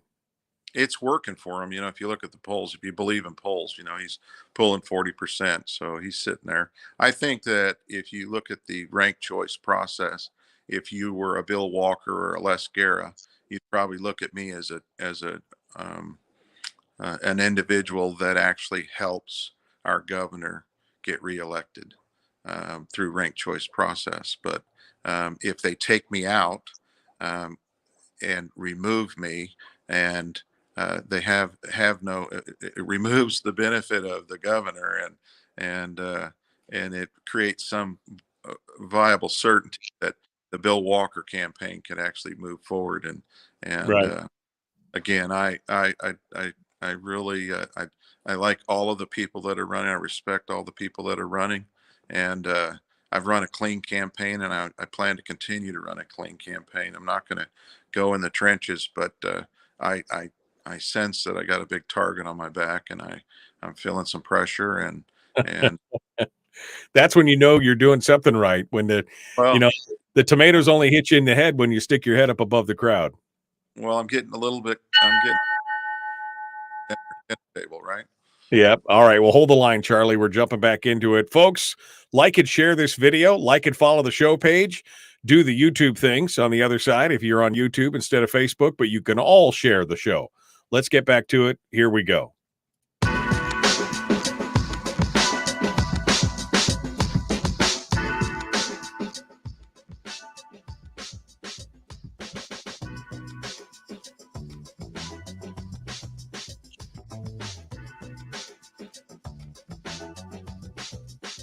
All right. Continuing now, Charlie Pierce is our guest. He is the mayor of the Kenai Peninsula Borough, but also a candidate for governor. And I want to talk a little bit. Charlie just touched on it briefly, but I want to kind of dive just a little bit deeper on this before I jump into comparatives. I want to know, since Charlie seems to have been all over the state, unlike the governor, and has talked to people directly on the streets, again, unlike the governor. Let's get a feel for where, what people are thinking. Because I know what I care about. I mean, I care about, obviously, the economy as a whole, but I really care about the PFD, getting that situation solved and resolved so it stops sucking up all the oxygen. And I care about the size and scope of government. Those are the two big things for me when it comes to a gubernatorial candidate. But maybe I'm an outlier. So let's see, Charlie, what are folks, when you're getting out there and you're talking to people from Ketchikan to Barrow, what are they talking about, and what concerns them? What are you hearing from the constituency? Well, it's the uncertainty. Again, it's the economy. Look at inflation. If you live in rural Alaska, or you live in the interior, or you live north, you live far west, and you in one of the native communities throughout Alaska, and you're faced with huge energy bills this winter, what's your fuel cost going to be? Are you ready for it? How are we going to resolve that? I mean, that's a big concern. How do you fill that fuel tank and keep your place warm? And Alaska is going to be a very, very expensive place this winter to keep ourselves warm and to feed ourselves. Food is 3 times more expensive. You go to the grocery store, 3 times more expensive. Everything is shipped to Alaska anymore is outrageous. You really have to question whether you need it or not, or want it. So goods and services are coming at a premium. And again, the jobs are not here. Where are the new jobs? Where's the new employment in Alaska? Where's the new opportunities? There's plenty out there, I think, but you don't have leaders that are actually talking about new development. We're talking about a gas line off the North Slope. It's I've heard that right now that this is the best time to actually go after it. All things aligned, you need contracts, long-term contracts, and they're shaping up and they're coming together. And I'm hopeful that that project actually takes place in Alaska, because Alaska needs that stimulus, that shot in the arm. Give us a big project where we can create some employment. But here's another problem, Michael. A lot of folks have given up and they've said, "I'm tired of working. I'm not going to go back to work. I'm going to Right. retire. I'm Right. going to sector of the economy, the baby boomers. They're saying, you know what? I don't think I want to go to work today. I don't think I want to put up with this anymore." And they can. and they're doing it, and we're seeing it. Every time you you post a position, it takes you weeks to fill it and to find a qualified candidate. We talk about having these projects in Alaska. Do we have qualified individuals to employ in Alaska? I question all of this. We've lost 18,000. I've heard we've lost 18,000 folks, our residents, our neighbors, since 2018. We went to Tok, and we sat in Tok, and we were having eating dinner at Big Eddie's. We ate dinner, breakfast, and lunch there. We stayed there for a few days, and we talked to some folks along the way, and most of them were in U-Hauls, pulling cars and trailers, headed south, headed to the border, headed south, leaving Alaska. Wow. Leave. Why? You know, we educate our kids here. We educate our kids here if they get an education. Some do. Some get a good education. Those that have parents that are engaged and involved in the children's lives, they have a better chance of getting a better education than most. But I'll tell you this, well, they'll go to college and they'll get a job somewhere else, and they won't come back to Alaska because the opportunities are very, very limited here. Look at the North Slope. Look at the jobs we had on the North Slope, and look at the jobs we have there today. And they're also in decline. They have a vacancy that comes up, and they evaluate whether they fill it or not. And again, they're a for-profit corporation, and these companies are very shrewd. They know how to make a profit, and they're making profits, and they should. Why is our pipeline 2/3 empty, Michael? Why? And where's the urgency to try to negotiate terms and conditions with the industry to put some more oil in our pipeline? We need more revenue, or we need to cut spending. We need to get our spending habits in line. And I'm with you.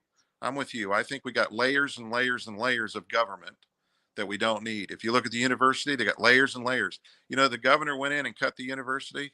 And I don't know that I would have done it quite like that, but I think I would have talked to the leadership of the university and really had a conversation with them about how many leaders do you need? How many layers of leadership do you need to run an organization? You Well, look at the fact that he blinked too. I mean, he had a chance. He had an opportunity. They had talked about. They were in the midst of consolidating the 3 separate university systems, and in the end, he blinked. That would have been one of the greatest cost savings available, and he blinked.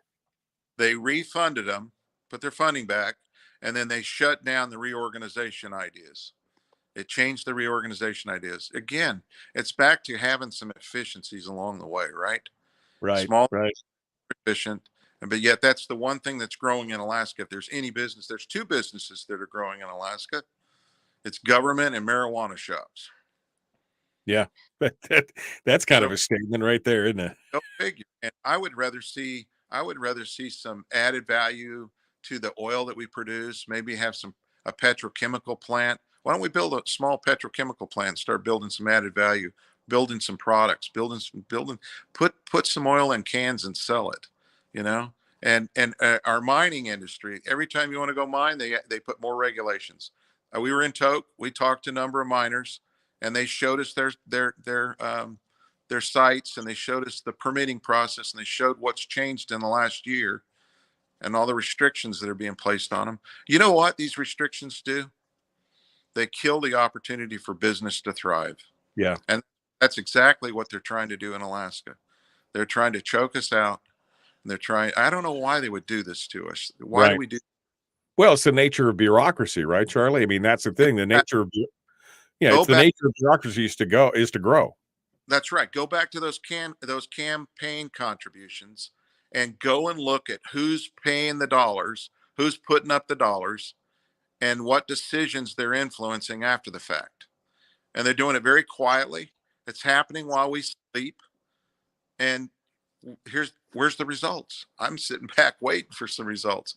Look at our K through 12 education. Look at the administration versus the teachers and the investment in teachers and students. Look at the percentage of those ratios, and then compare us to other states in the United States. And you'll see that those that thrive and succeed in other places that are first and second or in the top 10, right? They invest more money in their teachers and the student in the classroom than they do in the administrations. Right. Where here in Alaska, the administrative overhead has exploded in the last 15 years versus the number of students. It's insane the amount of money we're spending on overhead versus in the classroom. It's simple. You get what you get because of the plan. you can create a priority and a plan that gives you different results. Yeah, And again, absolutely.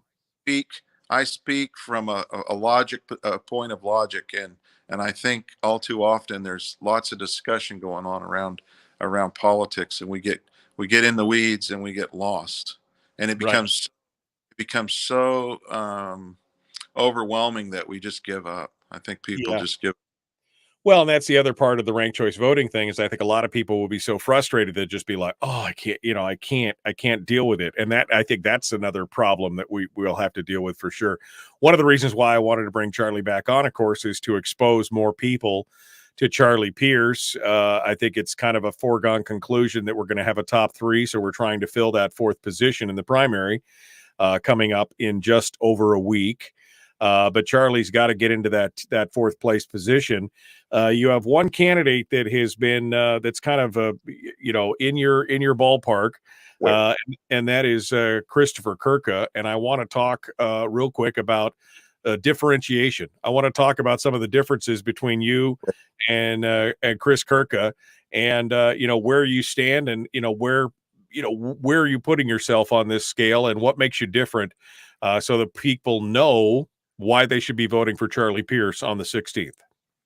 Well, I would say if you look at the two individuals, there's things that Mr. Kirka says that I agree with. I agree with in principle, but I don't agree with in the way he chooses to implement and work with people. And I think that's the big difference here is that in my lifetime, when I was younger, I was probably had a more forceful voice, and I wasn't as disciplined in regards to working with and through people, and not over our folks. And again, I think everybody is important. We're all essential in that we all have something to say, and we should be heard. And again, at the end of the day, I would say my historical record has demonstrated that I've done many of the things that many of the candidates are talking about doing. I've done them, and I think that's the big difference with myself. I see it as my the difference between me and the other candidates is there's a lot of talk during campaign season of what we should do and what we must do, and yet I look at the things and the junk that I've dealt with in my lifetime, and I've done it. And so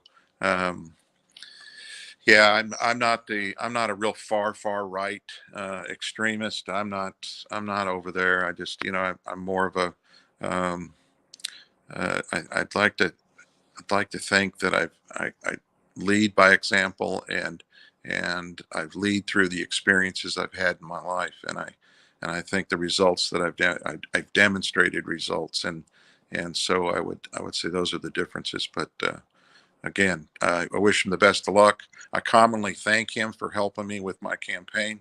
And Well, I mean, I think you've got the experience on the ground too, the administrative experience of dealing with this, and I think something that people forget that a governor is not a dictator. Governor is not you can't just be the one guy doing it. This really is a participatory sport. You're going to have to work with people that have different philosophies or viewpoints from you, and you're going to have to find a way to negotiate with them to a position of strength. I think that's the thing, and you've got a track record of showing that, I think, in the long run, of working with people who you may disagree with, but still working with them nonetheless. I think so. I think it's really about relationships. The governor's going to go in and have to work with 60 lawmakers. And I think it's very, very important that the governor goes in and earns the respect of those 60 lawmakers and develops a working relationship with them. Agree to disagree. And I think that's something we need to learn how to do again, is to agree to disagree and not personalize it. And, I've said it often. I don't care what party you come from or what your philosophical beliefs are. If you're an elected official, you've been elected by somebody to produce some results for somebody.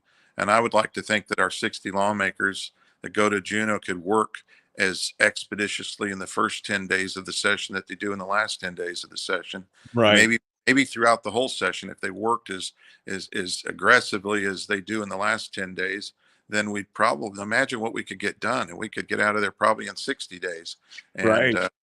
again, if you could just set aside all the bickering about who's who and I don't like that person because they're a Democrat, or I don't like that person because they're Republican, and that person's not trustworthy, and that person's not honest, and on and on and on. And just get over all that stuff and focus on the issues that Alaskans are expecting results on.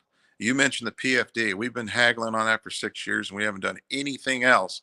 We've disregarded the rest of the state, capital projects, maintenance, infrastructure, yeah, we've done that. We've taken care of our roads. We've made some major refurbishments of some of our highways. When you travel to the peninsula, many of those, good job, DOT, on many of those. We still haven't figured out how to haul junk cars off our highways during the winter. And the other issue is real big for me is that what? There's no place along the highway during the wintertime to go and relieve yourself. And so you see people all along the highway relieving themselves. And I think that, sometimes I think we live in a third world country, and we act like it, we behave like that. And again, it's back to what is important as a leader, and can you administer, and can you direct and prioritize and work within budgets to get things done? Right. And Alaska needs leadership in the worst way.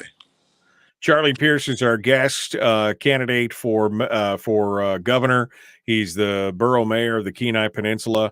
We're coming down to the end, Charlie, here, so I want to give you a chance to summate, give us your elevator pitch, and kind of, just if folks are thinking about it on the 16th of August, with that one vote that you get on the 16th, the one vote that you get, why should they choose Charlie Pierce? I'll give you the floor here for that final part. Michael, I want to thank you and your show for giving me the platform and giving me the support that you have to start with. I want to talk about a few events that are coming up. This Saturday, Willow, up in Willow, the community center, free. All the candidates will be there if you want to meet a candidate from all races. I think they've all been invited. Just Republican only, excuse me. Monday, Alaska Liberty Medical Freedom, 6,000 C Street at 7 to 9. And then Thursday, we're going to meet at Bell's from 5 to 7. Bell's Nursery is hosting an event for us. We thank them for doing that. And so those are 3 events that are coming up. And if you want to reach out to us, you can find me at Charlie at charliepierceforgovernor.com. Edie's out there as well. Don't forget Edie. She's in the Valley. Look her up. Doing a really good job of shaking hands and talking with folks, and really appreciate her. She's a great running mate, and she's going to make a great lieutenant governor. And just if you have questions, reach out to us. We're available. We'll come see you, and we're moving and shaking. We'll see how to get out on the 16th and vote for one governor. That's the thing. Again, just a reminder that it is one governor, one candidate that you get to choose on the 16th for governor. It's just the primary, and we'll worry about the ranked choice stuff after the 16th of August. But we've got to get Charlie in there into that. We got to slip him into that 4th position so that he can then differentiate himself from the other candidates and do it. Again, you got one vote on the 16th for governor, and it, in my opinion, it should be Charlie Pierce. Charlie, I'd prefer the 3rd or 2nd position if we can make it happen. Hey, I'd like it to be number 1 all the way if I could, but we'll see. That's the vagaries of ranked choice. If somebody pulls the 51% in that first vote, it really looks good. So I definitely would like to see Charlie Pierce in the number 1 position, but we'll take anything at this point to get us to the ranked choice portion of it. Charlie, thank you so much for coming on board. I appreciate it. Testing out my new technology here and doing all that. I appreciate you coming on board this morning and joining us. Thanks for having me, Michael. We'll see you later. You bet. Folks, we're up against the break. We got more coming up here. We're going to continue one final segment of the show this morning, and we'll get things kind of all squared away. The Michael Duke Show continues. We got more coming up right after these messages. Don't go anywhere.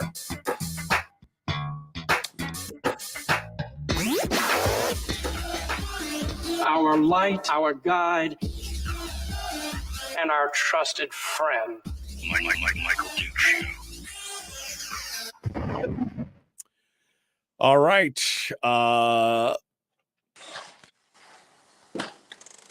That's it. Charlie Pierce still with us here for just a hot second. If he wants to be, I'll give him the final word in case he missed anything. He's popping in and out there real quick. We'll see if he wants to say anything else. Charlie, you still there? I see the black screen. Any final thoughts, Charlie? No, thank you, Michael, for having me. I just encourage people to get out and vote. Get out and vote. All right, Charlie. Thank you so much, my friend. I appreciate you coming on board. All right, Charlie Pierce for candidate for governor. All right, let's get back to where we were. I can't wait. Can't wait. Let me see what else. I'm just looking here to see what you guys are saying here. If there's anything up there that Terry, let me see what Charlie is there. Wait a second. I want to see what Brian is talking about here. Because Brian made a comment and I want to get back to it. Let me see the whole thread here so I can see it in context. The roads are horrible in Wasilla, says Terry. Yeah, I mean, yeah, definitely not good. And then Brian says the population has increased much faster than the infrastructure in Wasilla, and as Anchorage spirals into a dystopian nightmare, the folks that will bail to the folks that can will bail to the valley. And it's exactly it. You couldn't get me to live in Anchorage right now. I mean, I work in Anchorage. I drive to Anchorage 3-4 days a week. That's a 120-mile round trip, which I gladly do rather than living under the thumb of the ultra progressive assembly in the Anchorage area. I mean, that place has become it's the Calcutta of Alaska at this point. Jeannie is all in for Pierce. She says, as a Peninsula resident, I can honestly tell you he has more talent and the ability to work with people than Dunleavy. We have prospered here under his administration. Despite COVID, we were open for business. And that really was one of the first bellwether moments for Charlie, was to take that stance that says, hey, everybody else is shut down. Anchorage had shut everything down. They were shutting down businesses. They were doing all this stuff. And Charlie was the first one to stand up and say, Alaska, we are open for business. If you want to come down here, this is where you need to come. And Charlie really, I think that was, again, the bellwether moment of him getting that attention and getting what he needed to do. Let me see. Charlie talking about how people just don't want to work anymore, and then they can get away with it. Although I don't know how. Bill says, no kidding. I have to work until noon on the day of my funeral. I can't even afford oil or electricity. That's where I'm at, Bill. I mean, the same way. I mean, I'm fairly successful in my life, I feel like. But at this point, I'll be working until I'm 80 just to make sure that we can stay afloat. You know, you got a lot of things going on. I don't have the benefits of a huge pension or retirement or something like that. You got to do what you got to do, for sure. Anchorage, this is Terry's comment back to Brian when he said people were leaving Anchorage. He goes, Anchorage is like rats jumping off a sinking ship. They're invading our valley. You know, we got to welcome everybody with open arms, Terry, but at the same time, I agree. I mean, we don't want to bring all the things that made Anchorage horrible. We don't want to bring them here to our shores. I mean, that's the California effect, right? Everybody was like, I hate California. I got to get out of here. And then they go to, Seattle or Washington or Montana. And then they get there and they're like, oh, we should do it like we did it back home. Wait, that's why you left back home. Come on. Yeah, no, it's crazy. Yeah, absolutely crazy. So, listen to this baloney. What are you talking about? Yeah, guy that wants to hear himself. All right, we're coming back into it. Here we go. The Michael Duke Show. Common sense, liberty-based. No, that's not right, because I pushed the wrong button, didn't I? Well, we'll just do it like that. We got an extra minute now. Okay, so we're going to come back here in just a second. We have to vote, says Kevin. If we do not get a conservative majority elected, there is no path to remove ballot measure number 2, the ranked choice voting. Yes, Kevin, I totally agree. I totally agree with that. Don't Barbara says, don't make here like there. Don't make here like there. Because you left there because it isn't here. You like it there better? Go back there. That pretty much summates exactly what I was just talking about. That kind of the California effect of, we don't need that. We don't need that here. We don't need it in the valley out of Anchorage. We don't need all that stuff. If you like to do it, that's where you go. All right, for reals this time. Let's jump back into it. The Michael Duke Show. Common sense, liberty-based, free-thinking radio. Man, that was a fast show, wasn't it? Here we go.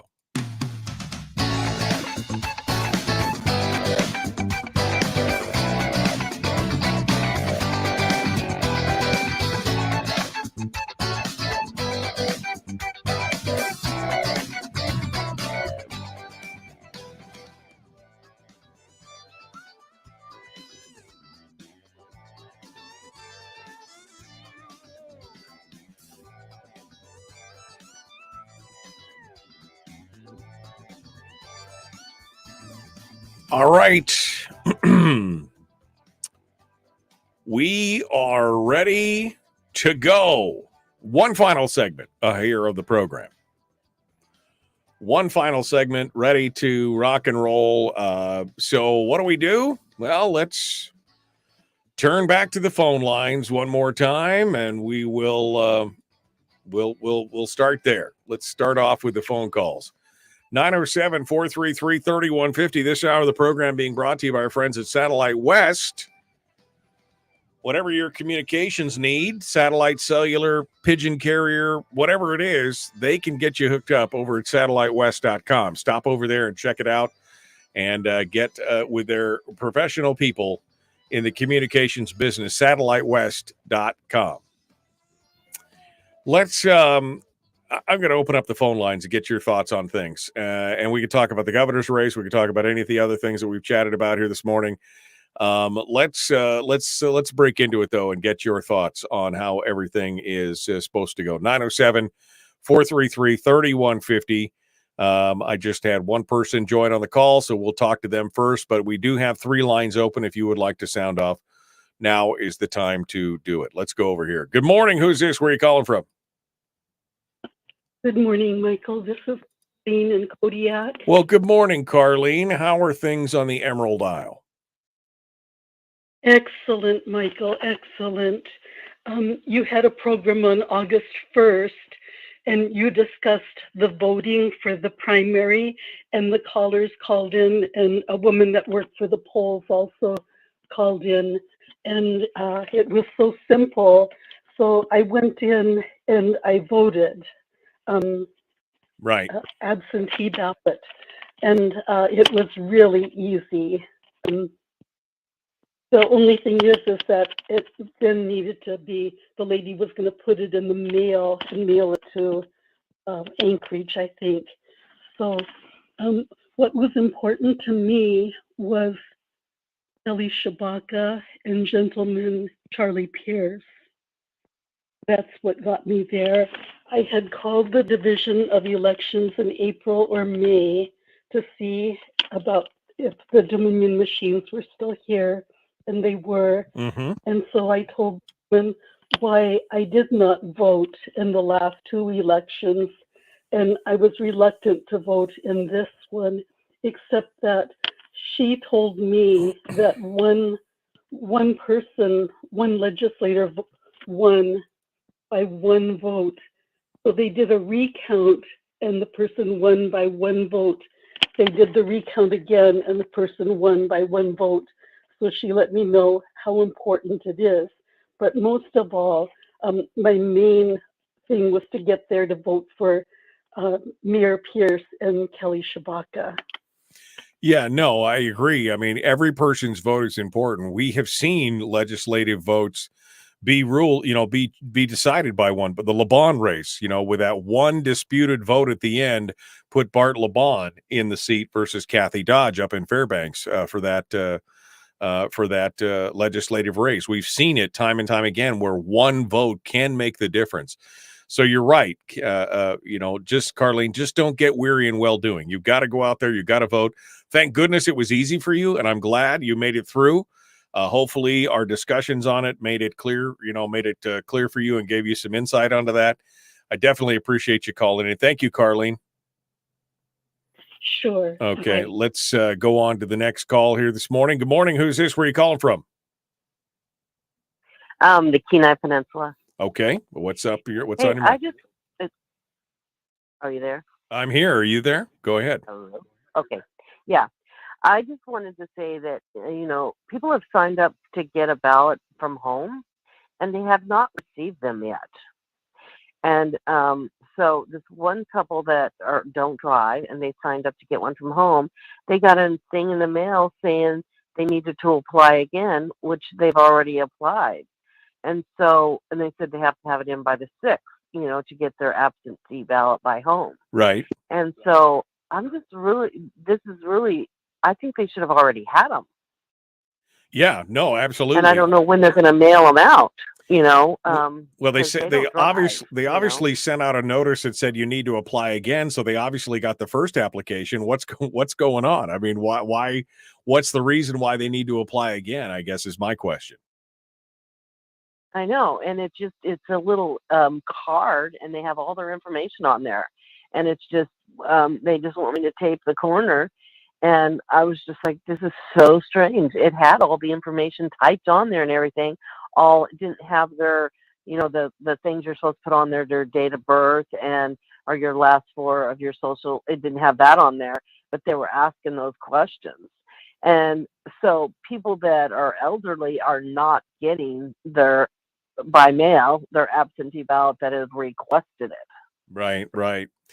All right. Well, it's frustrating to me. It is frustrating. I mean, the things that the Division of Election are doing, and we're going to talk about that a little later. We're going to talk a little bit more about some of the stuff down there that the division is failing at. But yeah, you're right. If they have enough information to send somebody a card to say you need to reapply, then why couldn't you just send the ballots to begin with instead of, what's going on with that? All right. Well, thank you so much for your call. I appreciate that. I'm sorry. I've got to go here. I got another call before we run out of time. Good morning. Who's this? Where are you calling from? Good morning, Michael. This is Aaron Crick, and I'm calling from the Fairbanks. Hello, Aaron. What's on your mind, sir? Oh, I was given advice to call in to you about I'm running for Fairbanks North Star Borough Assembly against the Liberal incumbent. Okay. Because I think it's time for a change because our borough's in trouble. Our economy is in trouble. Yeah. This is going to be a vital year for elections.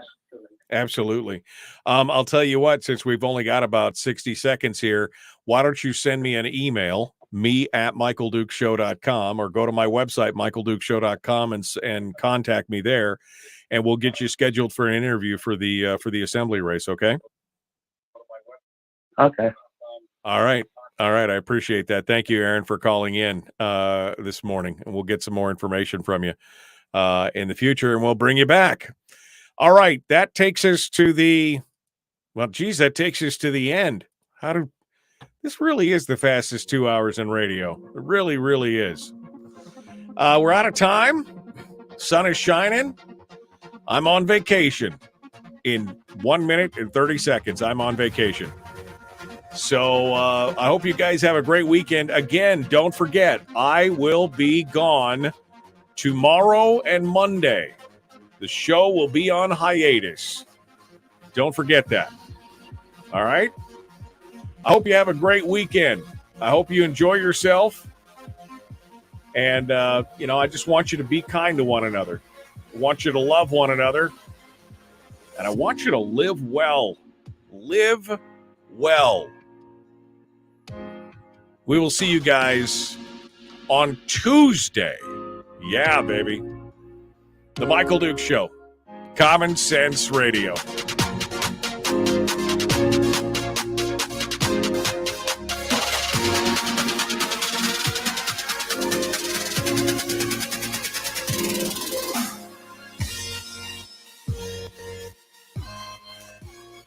All right. Well, thank you, my friends, for coming on board.